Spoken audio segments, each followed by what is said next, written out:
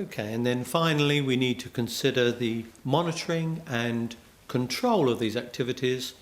We need to do some measurement and compare back against the preset objectives that, as I said earlier, needed to be smart. So that means that we have then a feedback loop from this monitoring control directly back to the objectives themselves. So let's look back at this. I said that 4 questions needed to be answered. Where are we now? That will be the audit that I mentioned earlier. Where do we need to get to? That will be the setting of the objectives, what we're trying to achieve in the future. How we're going to get there will be, therefore, the strategy that we introduce, that we implement. And how will we know when we've arrived? That will be when we do our measurement and we compare against the predetermined objectives. That's how those 4 questions can be answered through the use of a marketing plan. Now I need to go on to some other considerations.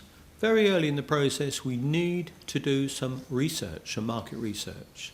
2 elements to market research. One is qualitative and the other is quantitative. Qualitative is more to do with how people think, how people see things, how they perceive things. The quantitative is easily measurable devices. And we can do this through statistics, for example, government statistics.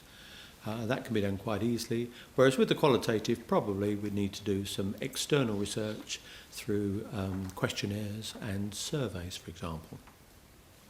What we need to do is to do this research to find out what people want, when they want it, how much they can afford to pay, how much they are prepared to pay.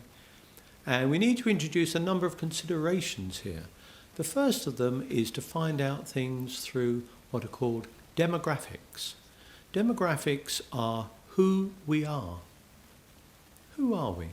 This is by gender, age, marital status, socio-economic groupings, for example. Then we need to look at the area of geographics. Where is it that we live and work? Which country, for example, which part of a country, north, south, east, west. In particular, are we in an area that is urban, suburban or rural? The third consideration would be the one of geodemographic. That appears to be a combination of the first 2, but not necessarily so. It is actually based upon the type of property that the potential consumer might be living in, be it a house or a flat, or the Queen of England living in a palace, for example, or a castle, but it's actually denoted by postcode. The person's postcode, their address, particularly the second part of that postcode. We need then to look at the area of psychographics, the way people think. This is then to do with their opinions, their beliefs, their attitudes, things of that particular nature, how they think, what they think, and that may be from historic purposes, might be to do with family. Family may have influenced their thinking process in the way of voting for a particular political party, for example. We need then to consider the area of behavioural. The logic is that people should behave in relation to the way they think. But of course, that is for robots. Human beings are not necessarily logical. Human beings go out shopping to buy one thing and they come home having bought something entirely different. Or they go out shopping for one item and they come back having bought 10 of that item.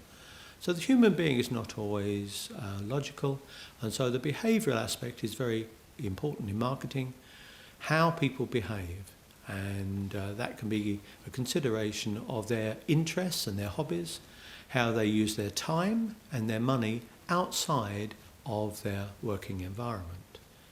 And the final one of these concerns the benefits sought when someone wishes to buy a particular product. For example, toothpaste. Different people buy different types of toothpaste for different benefits. Some people want toothpaste because they are smokers. Other people buy different toothpaste because they want toothpaste that enables their teeth to be whitened. Others use toothpaste to help them against decay prevention. So there are different types of toothpaste on the market for different people. Again, if we consider shampoo, There are many different types of shampoo on the market from many different manufacturers, and some people will buy shampoo to do with hair type, whether their hair is straight or whether it's oily or greasy. Others might buy shampoo simply because of their hair colour.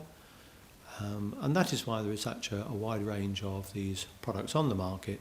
So the benefit sort, we need to know why a person buys one particular brand of toothpaste or shampoo as opposed to another, and what it is that has enabled them to make that decision. What are they looking for when they buy a particular toothpaste? What are they looking for when they buy a particular shampoo? So those 6 areas were demographic, they were geographic, geodemographic, psychographic, behavioural and benefits sort. I mentioned earlier the area of research to do with quantitative and qualitative. Those first 3, demographic, geodemographic and geographic, can be obtained. That information, that data can be obtained from quantitative surveys, quantitative information. But those other 3, the ones of psychographic, behavioural and benefit sort, would need research of the qualitative nature. In helping us to look at this area, we look at the market, the population, the universe. We then do the research that I've just mentioned, and we begin to identify a target group in the market. Which group or groups might be interested in a new product that we are looking to develop? We cannot satisfy all people with a given single product.